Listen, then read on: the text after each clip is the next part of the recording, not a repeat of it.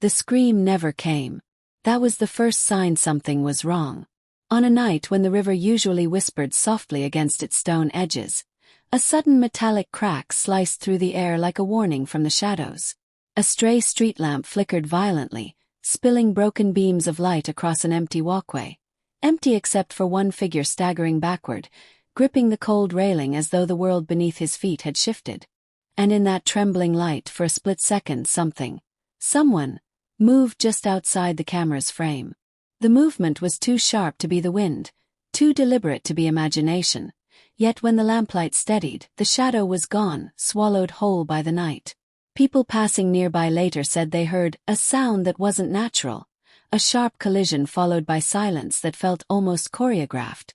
The river didn't roar. The air didn't stir. Everything froze, as though time itself held its breath at the exact moment Yu Menglong entered the most mysterious window of his life. A window that would soon become the backbone of a story the world still cannot stitch together. Those who analyzed the security footage frame by frame would swear that Yu Menglong looked over his shoulder twice. Not once, as if he sensed the night shifting behind him. As if he wasn't alone. As if something had quietly cracked open the final chapter of a story no one was prepared to write. This is where the final hours begin. Not with a goodbye. Not with a fall. But with a sound that didn't match the stillness around it. A presence that didn't belong. And a silence that felt too heavy to ignore. Hours earlier, everything appeared normal. He sent a message. Not dramatic, not alarming, just thoughtful, the kind of message you send when you're lost in your own head. Friends insisted he was calm, almost too calm, carrying a kind of quiet that didn't feel sad but felt distant, like he was sorting his life into chapters only he could read. He walked out of a short meeting and into the cooling evening air.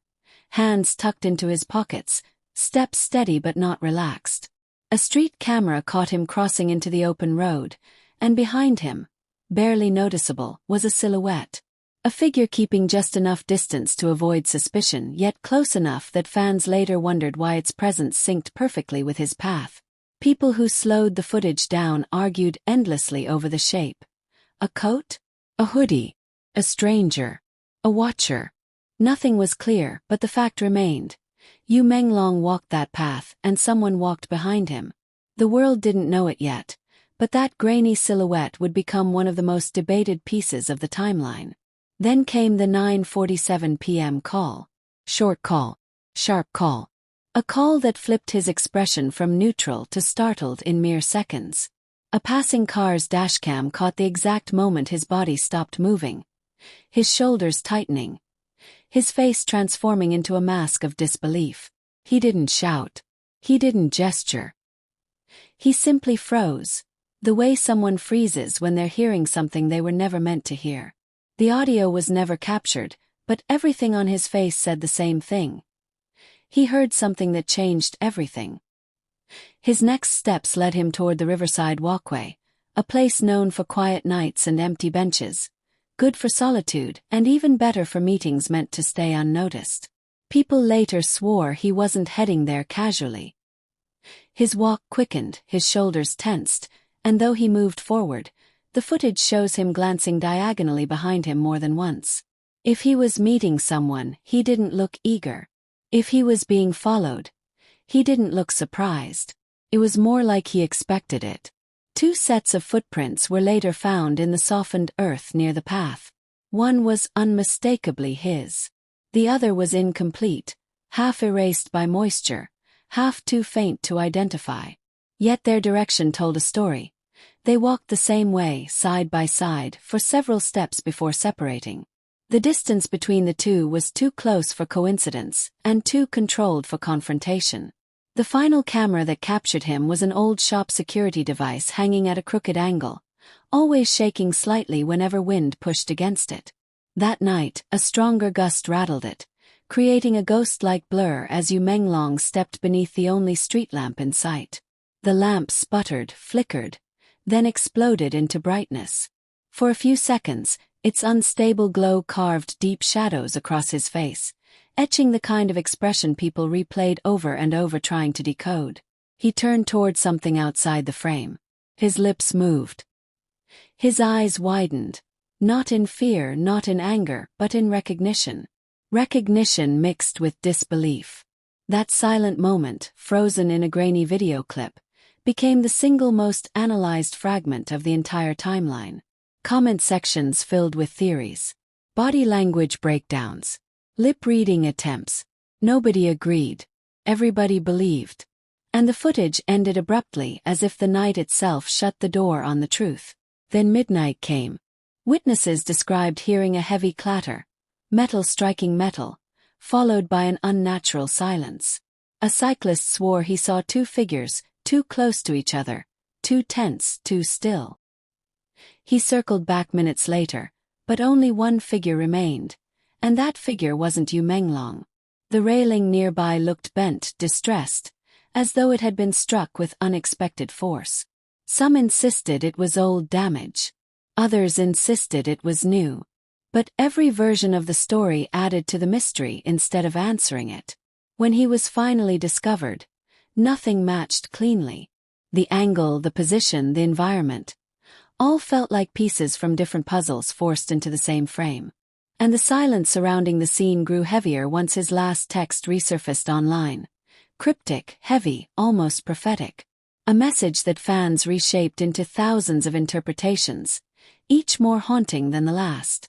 Every detail aligned with the same unsettling rhythm. The silhouette behind him, the abrupt phone call, the rushed footsteps, the riverside footprints, the intense glance at something unseen, the bent metal, the vanishing presence, and the final message that read like a whisper from the last corner of the night. 2 months later, the timeline still refuses to settle. Every fact feels like fiction. Every theory feels like truth. And every unanswered question pulls the story deeper into the shadows of that night.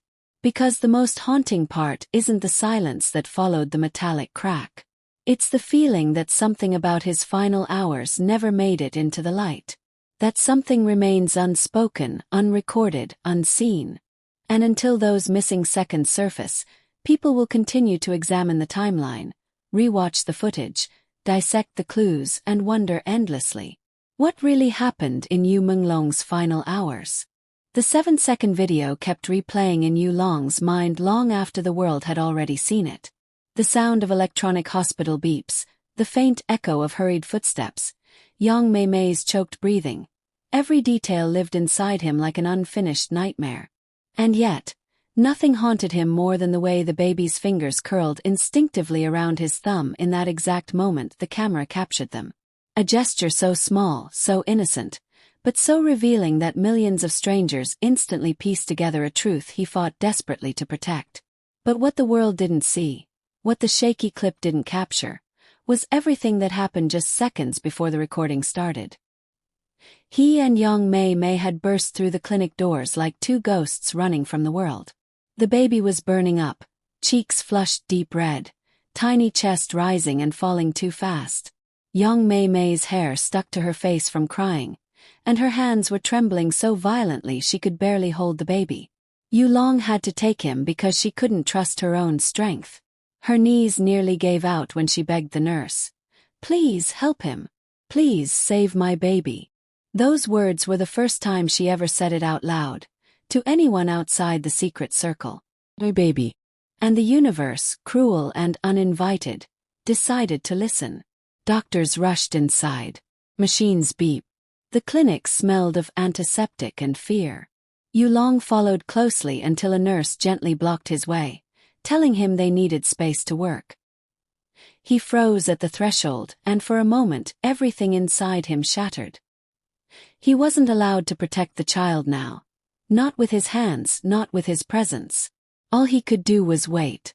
Yang Mei sank into the cold metal chair in the hallway, staring blankly at the wall like her soul had stepped outside her body. "What if?" she whispered, unable to finish the thought.